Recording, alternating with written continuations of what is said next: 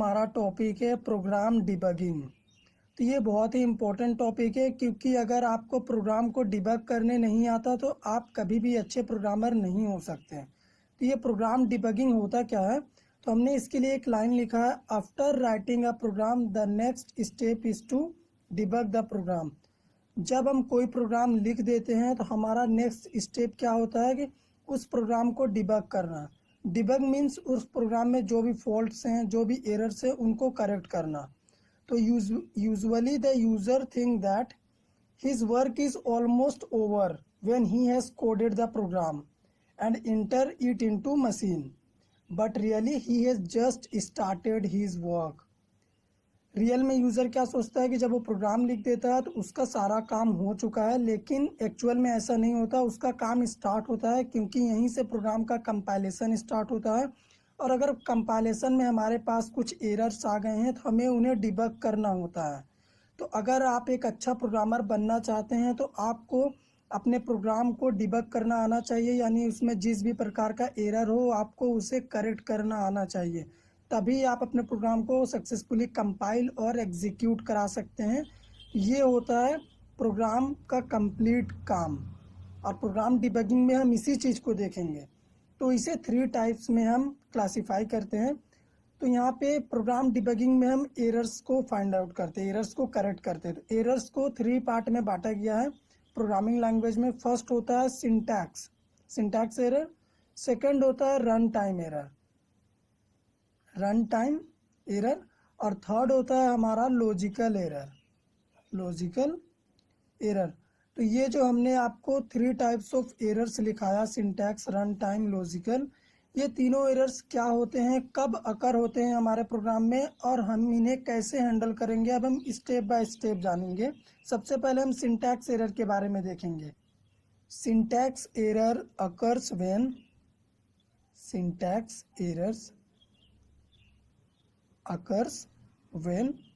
we violate any grammatical rules of programming language.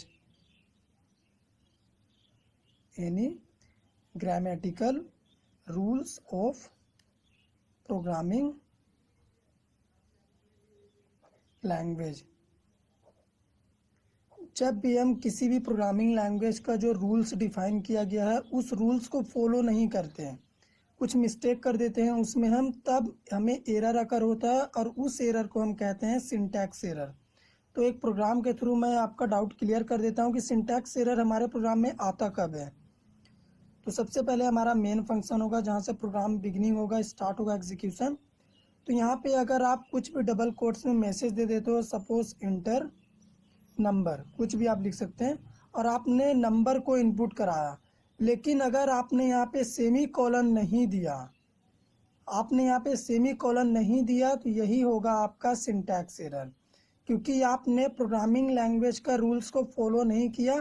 Programming language क्या बोलता है कि जो भी आप स्टेटमेंट लिखो उसे क्लोज करो सेमी कॉलन से, लेकिन आपने इसे क्लोज नहीं करा, तब आपको सिंटैक्स एरर अकर होगा।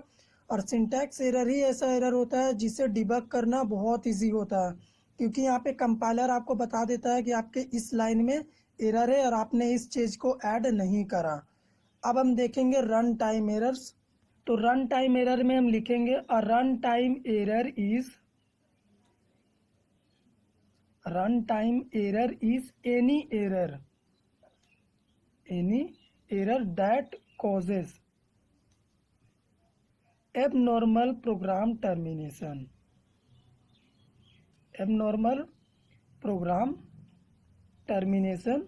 during execution। तो रन टाइम एरर हम उन एरर को कहते हैं जो प्रोग्राम के एग्जीक्यूशन के टाइम में आते हैं, और प्रोग्राम का जो नॉर्मल फ्लो है वो उसे एबनॉर्मल कर देते हैं, यानी प्रोग्राम को टर्मिनेट कर देते हैं। जैसे ये रन टाइम एरर आता है, तो एक प्रोग्राम बनाता हूं मैं जिससे आपको समझ में आ जाएगा कि ये कब हमारे प्रोग्राम में अकर होता है। तो सबसे पहले हमारा मेन फंक्शन होगा, जहां से प्रोग्राम स्टार्ट होगा। तो यहाँ पे एक वेरिएबल मैंने लिया a, और अगर हम यहाँ पे लिख देते हैं a इक्वल्स टू 10/0, अगर हम किसी भी नंबर को, a को मैं प्रिंट कर देता हूँ, अगर हम किसी भी नंबर को 0 से डिवाइड कर देते हैं तो यहीं से हमारा प्रोग्राम टर्मिनेट कर जाएगा और यही रन टाइम एरर है।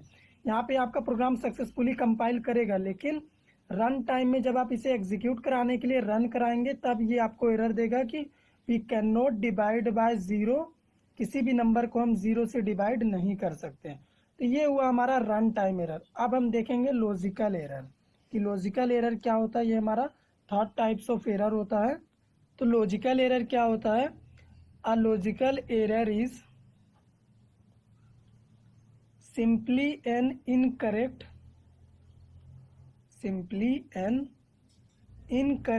translation of either the problem statement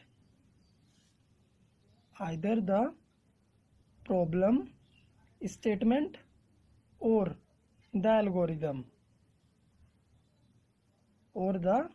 algorithm। Logical error क्या होता है?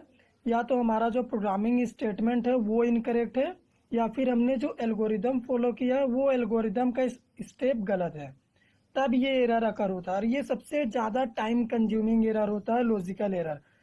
सबसे पहले प्रोग्रामर क्या सोचते हैं कि सिंटैक्स एरर और रन टाइम एरर्स को डिबग करने के बाद वो सोचते हैं कि उनका काम हो गया, लेकिन एक्चुअल काम स्टार्ट होता है लॉजिकल एरर में, जो कि सिंटैक्स और रन टाइम एरर के बाद अकर होता है। इसमें क्या होता है, आपका प्रोग्राम तो कंपाइल एंड रन कर जाएगा, लेकिन जो आपका रिजल्ट है वो इनकरेक्ट आता है।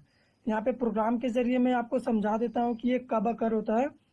तो सबसे पहले मेन फंक्शन होगा हमारे प्रोग्राम का बिगनिंग पॉइंट।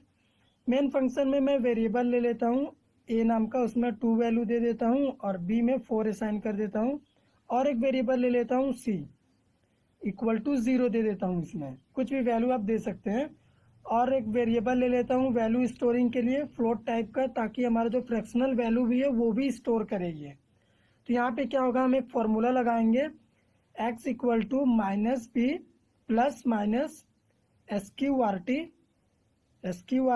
इसके अंदर में हम लिखेंगे b इंटू बी, यानी b का square value minus 4 into a into c. ये फॉर्मूला आपने 10th क्लास में पढ़ा होगा, मैथमेटिक्स का ये फॉर्मूला है।